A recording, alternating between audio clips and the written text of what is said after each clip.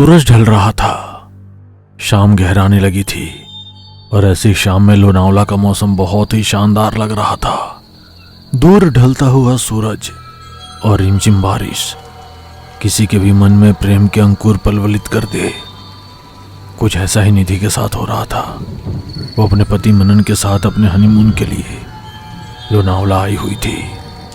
लोनावला में किसी होटल में ठहरने की बजाय उन लोगों ने एक विला बुक किया था। पुराने जमाने का ये विला पहाड़ों के बीच मौजूद था।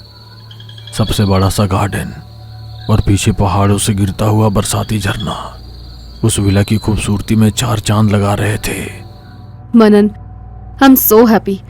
मैंने तो कभी नहीं सोचा था कि अपना हनीमून टाइम इतने फैंटास्टिक प्लेस पर स्पेंड करूंगी। Love you so much. तुम्हें ये जगह पसंद आई, मेरे लिए इतना ही बहुत है। वरना मुझे डर लग रहा था कि तुम ये ना सोचो कि होटल को छोड़कर एक पुराने घर में रहने के लिए आ गए। बोलते हुए उसने निधि को अपनी बाहों में ले लिया। उस विला के केयरटेकर ने उन लोगों के लिए डिनर तैयार किया और दोनों डिनर करके वापस अपने रूम में आ गए। देर तक दोनों मौसम और नई शादी की खुमारी में एक दूसरे की बाहों में ही जाग रहे थे। तभी देर रात पूरे विले में अंधेरा हो गया। मनन ने अपने मोबाइल की लाइट ऑन करके केयरटेकर को फोन किया। सर, 2 मिनट दीजिए, जनरेटर ऑन करके आता हूं। बारिश के मौसम में कई बार हवा पानी के कारण लाइट चली जाती है। केयरटेकर जब तक जनरेटर ऑन करता, अंधेरे कमरे में केवल मोबाइल की रोशनी थी। उस मोबाइल की रोशनी में उन लोगों को दीवार पर एक साया नजर आया जिसके सर पर सिंह उगा हुआ था। उसे देखकर निधि की चीख निकल गई। मनन भी थोड़ा सा डर गया, मगर जैसे ही लाइट आई वहां पर कोई भी साया नहीं था। उसने तुरंत केयरटेकर को बुलाकर उस साए के बारे में बात की तो केयरटेकर मुस्कुराते हुए बोला, सर, कमरे में केवल मोबाइल की रोशनी थी। हो सकता है किसी चीज की परछाई हो और आपको गलतफहमी हो रही होगी। अपना ध्यान रखिएगा। कहकर वो केयरटेकर वहां से चला गया, मगर निधि को अभी भी उसके बात पर यकीन नहीं था। मनन, तुमने भी देखा था ना उस साए को? वो किसी की परछाई नहीं हो सकती। यार, तुम कुछ ज्यादा ही टेंशन ले रही हो। अभी सो जाओ, सुबह इस बारे में बात करेंगे। कहते हुए मनन सो गया, मगर निधि की आंखों में रात भर नींद नहीं आई। अगली सुबह वो अपने कमरे की बालकनी में खड़ी होकर उगते सूरज का नजारा देख रही थी। तभी उसकी निगाह बगीचे में गई। वहां पर एक काली बिल्ली मरी हुई थी। उसने तुरंत जाकर मनन को उठाया और उसे काली बिल्ली के बारे में बताने लगी। मनन, बगीचे में काली बिल्ली मरी हुई पड़ी है। इस तरह बिल्ली का मरना बहुत अपशगुन होता है। उसकी बात सुनकर मनन तुरंत बिस्तर से उठा और बालकनी से बगीचे की ओर देखने लगा, मगर वहां पर कोई बिल्ली नहीं थी। तुम्हें गलतफहमी हुई होगी। देखो, वहां पर कुछ भी नहीं है। मैं सच कह रही हूँ, मेरा विश्वास करो, मैंने अपनी आंखों से देखी थी।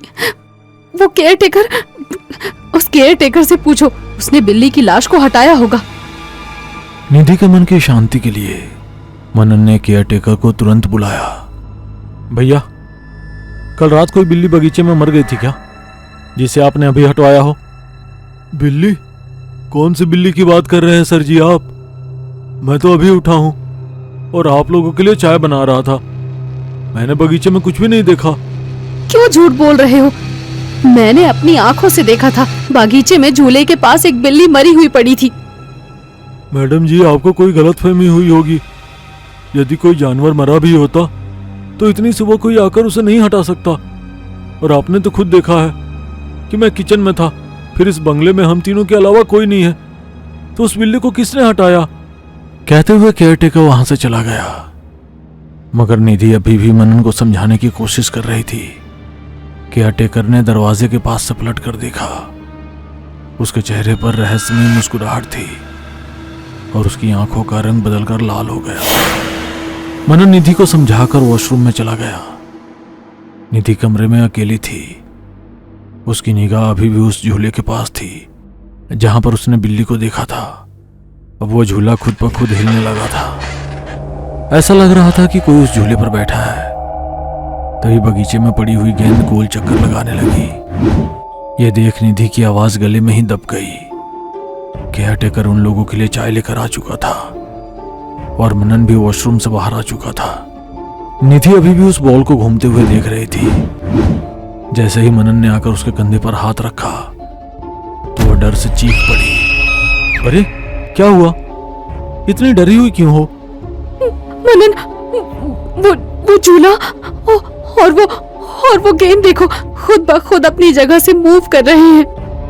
निधि की बात सुनकर मनन ने झूले की ओर देखा तो झूला स्थिर था और बगीचे में कोई भी बॉल नहीं थी। वहां पर कुछ भी नहीं है। कितनी बार कहा है कि YouTube पर हॉरर कंटेंट मत देखा करो, मगर तुम्हें तो वही सब कुछ अच्छा लगता है। चलो जल्दी आओ, चाय ठंडी हो रही है, हमें घूमने भी जाना है। कहते हुए मनन निधि का हाथ पकड़कर उसे कमरे के अंदर ले जाने लगा, मगर निधि अभी भी पीछे लगे उस झूले की ओर देख रही थी। झूला वापस चलने लगा और वहां पर एक गेंद बगीचे में इधर उधर गुड़क रही थी। दोनों ब्रेकफास्ट कर रेडी होकर बाहर घूमने के लिए चले गए। सारा दिन बाहर घूमने के बाद जब शाम को वे लोग विला में वापस आए तो उनका कमरा पूरा अस्त व्यस्त हो रखा था। बेड की चादर जमीन पर थी और सूटकेस पूरा बाहर फैला हुआ। काउच के पास खून बिखरा हुआ था। दोनों पूरे नजारे को देखकर हैरान थे। वे लोग केयरटेकर को आवाज देने लगे, मगर केयरटेकर ने कोई जवाब नहीं दिया। मनन उसे ढूंढते हुए घर में घूम रहा था, मगर पूरे घर में केयरटेकर कहीं भी नहीं मिला। तभी निधि जोर से चीखी। उसकी चीख सुनकर तुरंत मनन अपने कमरे में पहुंचा। निधि ने डरते हुए झूले की तरफ इशारा किया तो मनन ने उस तरफ देखा। वहां पर केयरटेकर का शव बहुत बुरी अवस्था में पड़ा हुआ था। उसके शरीर पर कई जगह कट के निशान थे और जगह जगह से खून बह रहा था। यह सब क्या हो रहा है? हमें तुरंत पुलिस को इन्फॉर्म करना चाहिए। प्लीज, हमें ये सब कुछ पुलिस के लफड़े में नहीं पड़ना है। अपना सामान पैक करते हैं और तुरंत निकल जाते हैं। कैसी बातें कर रही हो? उस बंदे ने कल पूरा दिन हमारी सेवा की है और आज वो मरा पड़ा है। हमें कम से कम पुलिस को तो बताना पड़ेगा। किसी चोर का काम होगा जो किसी कीमती सामान की तलाश में यहाँ पर आया होगा। उसने हमारा पूरा कमरा भी फैला दिया और जब उसे कुछ नहीं मिला तो उसने उस बेचारे की हत्या कर दी।